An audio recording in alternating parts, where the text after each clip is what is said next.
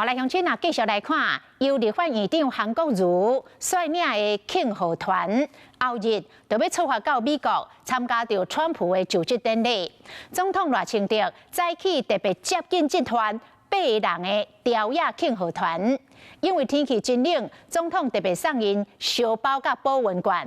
韩国瑜正心实，甲总统讲：“你应该送我一顶鸡头帽才对。”应该送我一顶假发的。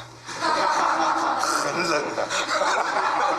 立法院长韩国瑜不该爱讲笑的本性收下总统赖清德的温冠，因为伊即摆受赖总统的邀请，做到美国庆祝美国总统川普就职典礼的团长。赖总统嘛交代这8人的朝野庆贺团3项任务：忠实传达台湾人民对民主的坚定承诺，即便是遭受到极权主义的威胁，我们也不会改变。希望能够建立台美关系的新里程碑，所有的民主国家也能够重视我们这个团，每一个机会都会把我们民主良善、热情传递到每一个所碰到的好朋友。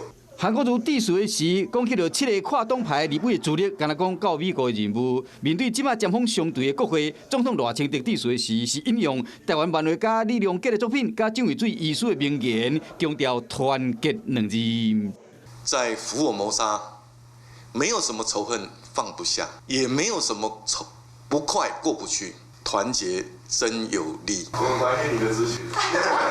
总统赖清德行前邀请庆贺团入府，对外展现诚意，嘛释出善意，双方嘛进行闭门会谈，将近1点钟。随着赖清德话讲无啥物仇恨放不下，即摆赖韩2人除了林家美以外，全民嘛期待讲朝野敢有这个机会放下仇恨。